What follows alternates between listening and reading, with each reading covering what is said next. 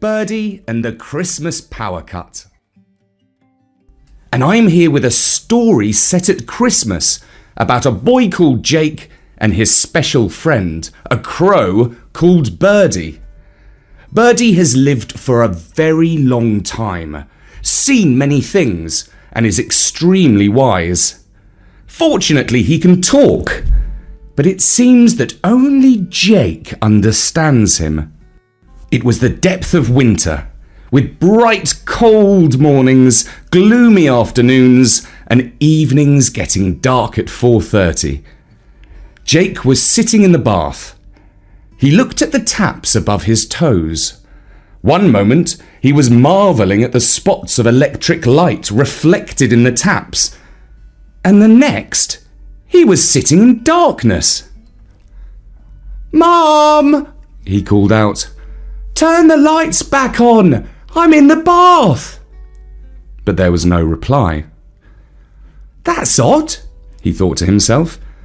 "Maybe something's gone wrong with that box under the stairs." He meant the fuse box, which sometimes tripped off when there was a surge of electricity. When that happened, Mum or Dad usually crawled into the cupboard with a torch and flipped the switch back on. He was still musing about this when there came a knock on the door. It was his mum. "Jake, love, the lights have gone out," she said. "I know that," said Jake, "because it's dark." "Can you open the door?" asked his mum. Jake stood up slowly, reached for a towel, dried himself a bit, stepped out of the bath, and carefully made his way to the door. Fortunately, he was able to turn the little latch and open it. "Oh, thank goodness," said Mum. "I was worried you might drown in the dark." "No problem," said Jake. "I can swim 2 lengths of the pool. When are the lights coming back on?" We don't know yet," said Mum. "Dad's calling the electricity company. Your call is being held in a queue. We will answer you shortly. Your estimated waiting time is 57 minutes. We thank you for your patience." For now, they used Mum and Dad's phones for light, until the battery on Dad's phone went, and then they only had Mum's phone. But Jake didn't mind. In fact, he found it quite exciting at first and managed to navigate around the house in complete darkness as he knew it so well. He went to his room and took his torch out of the drawer. He had used it the previous summer when they went camping. He turned it on and flashed it around the walls of the room, making spooky shadows with his hands. When he had enough of playing with shadows, he decided to do something a bit more fun. He slipped downstairs with the torch, positioned it under his chin, and silently crept up behind his mother, who was in the kitchen, busily peering into the fridge, and shouted, "Boo!" "Oh my goodness!" she screamed as she jumped. "Oh, Jake, you scared the living daylights out of me." Jake laughed. Even Mum smiled quietly to herself in the darkness. As there was nothing else to do, he went back to his room and sat on the bed, looking out of the window. The only light on the street came from the moon and the stars, until a car went past and had to slow down because a fox was caught in its headlights. He waited for his best friend, a black crow called Birdy, who generally called round in the evening. Sure enough, a shadowy bird soon arrived on his windowsill. "Caw!" said Jake. "Caw!" responded Birdy. This was their way of saying hello to each other. Jake opened the window and Birdy hopped inside. "How do you like sitting in the dark?" asked Birdy. "It's fun," said Jake. "Dad keeps banging into the furniture and saying bad words, but I can find my way around the house in the dark, no problem." "It's just like the good old days," said Birdy.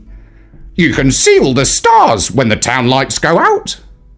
"It's great," agreed Jake. "There's the North Star, And the 7 stars of the plough. Back in the day, said Birdy, before people had Google Maps, they used the stars to find their way around. And we birds still use them now. That's why we never get lost. Even when some of us, like swallows, go on holiday to places like Egypt. Very nice, said Jake. I wish we were going away for Christmas. I'd like to go somewhere snowy, like Iceland. I visited Iceland once, said Birdy. Some Vikings took me there in their boat. I saw the northern lights fill up the sky with all sorts of colours. It was amazing. Even better than the royal fireworks. Cool, said Jake. When do you think the lights will come back on here? Oh, I don't know, said Birdy. The government's run out of electricity. I think it will be a few weeks before things get back to normal. Run out of electricity? How can that happen? Asked Jake. Seems like someone was sleeping on the job, said Birdy. They forgot to order more electricity in time for Christmas, and when they turned all the holiday lights on, boom! The electricity ran out. That's strange, said Jake. I didn't think a grown-up would make a mistake as big as that. Caw! Exclaimed Birdy, flapping his wings. You're wrong there. Grown-ups mess up all the time. I well remember back in the day when the chief cook at the palace forgot to order extra pastry for Christmas. They soon ran out of pies, what with all the festive feasting. And when King Henry found out, he was hopping furiously. He came blundering into the kitchen, knocking over pots and pans, smashing plates, and bellowing, "Get me that lazy good-for-nothing cook! I'll have his head, I will!" But the cook was long gone. He was off to Paris to learn how to make fancy French sauces. Well, at least Mum has bought 6 boxes of mince pies, said Jake. But how can we watch Christmas TV if there's no electricity? You could always go sledding instead, said Birdy. But there isn't any snow. That's a good point. Perhaps there will be. I hope so, said Jake, because it's going to be very boring without any internet or TV during the holidays. Well, said Birdy, it's been nice chatting. I've got to be off now. I'm going to dinner with Queen Victoria. But she's dead, isn't she? Oh, you know me, said the crow. I can fly back and forth. It's you who is stuck in time. I'd get some sleep if I were you. Dreams are the only place you humans are free. Since there was nothing else to do, Jake took Birdy's advice. He got into bed and soon fell asleep and dreamed about travelling with Vikings to Iceland. In the morning, when he woke up, he knew that the electricity was back on because he heard Mum listening to the TV breakfast news. The voice was saying, "The government is warning that there will be intermittent power cuts until the new year." And sure enough, that evening, just after Dad had turned on the fairy lights on the Christmas tree in the living room, everything went dark again.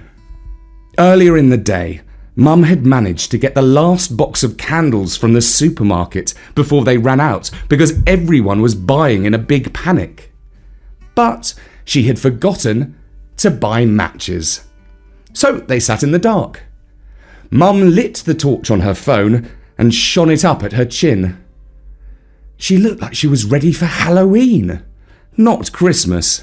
Oh dear, she said. How on this earth are we going to cook Christmas lunch if there's no electricity? We could have ice cream, suggested Jake. Not if the freezer is off, pointed out Mum. It's more likely we'll be having bread and Marmite. I wouldn't mind, said Jake, who liked bread and Marmite almost as much as he liked ice cream. That evening, Jake's best friend Birdy came back to see him for his regular chat by the window. "Caw," said Jake. "Caw," said Birdy. Mum and Dad say we'll have to eat bread and Marmite for Christmas lunch. Nice, said Birdy. I like a few breadcrumbs myself, but I'm not so keen on Marmite. It's too salty for my taste. I love it, said Jake, but not for Christmas lunch. Mum says we can't cook without electricity. Nonsense, said Birdy. Does she think that people didn't eat Christmas lunch before electricity was invented? Of course they did. They roasted it over the fire. I was glad not to be a goose or a wood pigeon at Christmas. Humans don't eat crows, fortunately. Oh, yuck! Exclaimed Jake, screwing up his face. I don't mean to be rude, but I think crow probably tastes disgusting. Well, I'm glad you think so, said Birdy, because I wouldn't like it if you ate me for your Christmas dinner. The next morning, when they were driving to school, Jake told his dad, Birdy says you don't need electricity to cook. You can roast things over the fire. Well, now, he says that, does he? Said Dad, who never really took anything that Birdy said seriously. In fact, Jake suspected that his dad did not even believe that Birdy could talk. So, said Jake, are you going to cook Christmas lunch on the fire? Well, we do have a nice big fireplace, said Dad. But the chimney hasn't been swept for eons. Probably not since Victorian times. So, said Jake, get a chimney sweep. Dad laughed. I'm not sure anyone does that job anymore, he said. School finished early because there was no electricity to cook lunch, and the classrooms were dark and gloomy in the afternoons without any light. Jake's mum was working from home because the electric trains were not working. She fetched Jake home and gave him a Marmite sandwich for lunch. Then Jake went out into the garden and looked for Birdy. He found him sitting on the bare branch of an apple tree. Caw, said Birdy. caw, Said Jake. I've got some good intel for you, Said Birdy. I was flying past the antique shop at the end of your road, and I noticed they are selling a spit. What's that? Asked Jake. It's for roasting food over the fire, Said Birdy. You stick things on it and turn them over the fire. Back in the day, they cooked like that all the time in the palace. Thanks, said Jake. I'll tell Mum. And by the way, Dad says there aren't any more chimney sweeps. Is that true? Of course there are, exclaimed Birdy. Talk to the house martins. Sweeps are always clearing their nests out of chimneys. Jake thanked Birdy and went inside to tell his mum what he had learned. She said, That sounds like quite a fun idea. A little later, they walked down to the antique shop and took a look at the spit which was standing on the pavement. Jamie, the owner of the shop, came out and told them, You won't find many pieces like that round here. It's a 19th century roasting jack. They're coming back into fashion now, since there's no electricity half the time. Oh, it's rather handsome, Said Mum, admiring the 2 cast iron stands and the steel skewer. How does it work? By clockwork. No electricity required at all. Mum liked the roasting jack, but she also liked a bargain. So she haggled over the price until he agreed to reduce it by £75 and to bring it round in his van. By the time Dad came home, it was already standing in their fireplace. But the chimney needs cleaning, protested Dad. Oh, that's okay. Said Mum. I looked on my phone and found a sweep who lives a couple of streets away. He's coming round tomorrow to clean it out, and I've ordered some logs to burn on the fire. Very well, said Dad with a sigh, not so happy because he knew that it would be his job to light the fire and to clean out the grate. School ended on the Thursday before Christmas. On Sunday evening, Jake and his mum and dad attended a candlelit carol service at St. Mary's Church. Jake held a candle in his hand and watched the white wax drip down the stick as he sang "Hark the Herald Angels Sing." The little glows of light all around the church were quite magical. Jake's neighbour, a white-haired gentleman, was reading one of the lessons. "And there were shepherds living out in the fields nearby, keeping watch over their flocks at night. An angel of the Lord appeared to them, and the glory of the Lord shone around them." Afterwards, when everyone was wishing each other Merry Christmas, Jake's mum asked the neighbour, How did you see the words? "I had to learn them off by heart," he told her. Why didn't you just read them off your phone like the vicar did? Asked Jake. "I belong to a different generation," explained the neighbour. "I enjoy learning poems and passages of Shakespeare and the Bible off by heart." Jake was impressed. I bet people had better memories in the olden days before electricity and the internet, he said. "Yes, I believe they did," agreed the neighbour. "Though I'm not quite so old that I remember life before electric light. I'm only getting used to that nowadays." Jake woke up early on Christmas morning and found his presents under the Christmas tree by using a torch. Oh, cool, he said, because Santa had brought him a new games console. But of course he couldn't try it out because there was no electricity. Instead, he opened the 1,000-piece jigsaw puzzle called Birds of Britain. After trying to figure it out for a while, he realised that he was losing far more pieces in the dark than he was finding by the light of his torch. He put his Christmas hat on and went back to his room, where he ate the mince pies and chocolate orange that Santa had left in the stocking at the end of his bed. Dad got up an hour later and went downstairs to start the fire.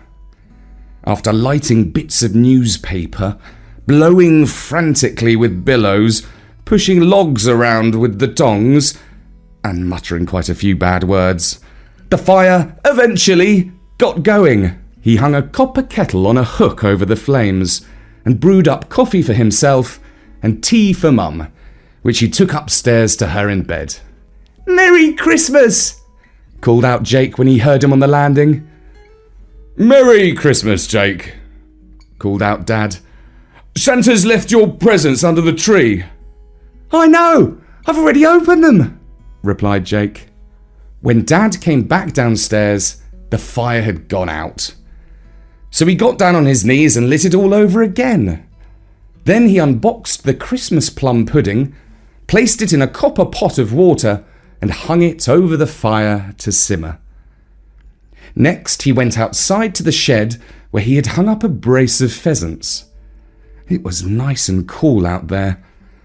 He unhooked the birds and brought them into the house. The roasting jack stood in front of the fire, with a dripping pan underneath to catch the fat that came off it. He pushed the pheasants onto the spit and set it up. Jake helped him by turning the handle to wind up the clockwork mechanism.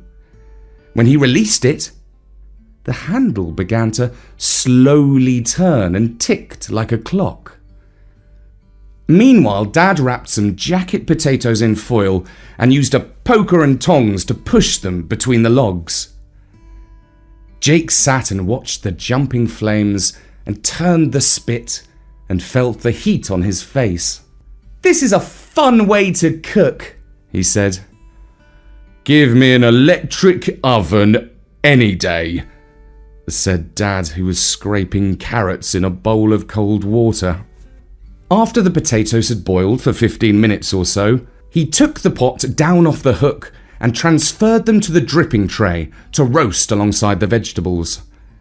When the pheasants were almost ready, there was just enough fat for Dad to make some gravy with flour, a stock cube, and a sprig of rosemary. Mum had laid the Christmas table with a big candelabra, the family's best silver, and 2 crackers by each plate. They pulled the crackers, read the bad riddles inside, and put on the coloured paper hats before tucking into the roast pheasant. When Dad brought in the Christmas pudding, Mum poured brandy over it and lit it with a match. Merry Christmas! Merry Christmas! They all wished each other. Jake felt sleepy after all the roast potatoes and 2 helpings of Christmas pudding. Usually at Christmas he dozed on the sofa while his parents watched the Queen make her Christmas speech on TV after lunch. But as there was no electricity, they gathered around Mum's phone. Her Majesty had just finished saying, "My husband and I," when the battery ran out. Oh, bother. I can't call Auntie Joan in Canada, said Mum. "I suppose I'd better heat some water for the washing up," said Dad. Jake went upstairs to lie on his bed. He soon fell asleep and only woke up when Birdy tapped on his window. Oh! said Birdy. "Merry Christmas!" said Jake. How was your lunch? asked Birdy. "Cool! Dad roasted pheasant over the fire." Well, I'm glad he didn't cook crow pie. "No offence, but I think you would taste disgusting," said Jake. I should hope so, replied Birdy. How are you managing without electricity? "It's been interesting. It's been a bit like travelling back in time to see how people lived in the old days." And how do you like the old days? asked Birdy. "It's been fun," said Jake. "The candles are magical, and I can sneak around the house in the dark, and school has to finish early. But Mum and Dad don't like it. Dad hates lighting the fire and washing dishes instead of using the dishwasher. Mum hates sweeping up instead of vacuuming and washing clothes by hand. And cooking takes all day." Well, the news is that the government is going to switch the electricity back on tomorrow. They've bought a big supply over from France. "Great," said Jake. "We'll be able to turn the Christmas tree lights on." Well, Merry Christmas, said Birdy, flapping his wings. "Caw! Merry Christmas!" may all your Christmases be bright, called out Birdy as he flew across the rooftops.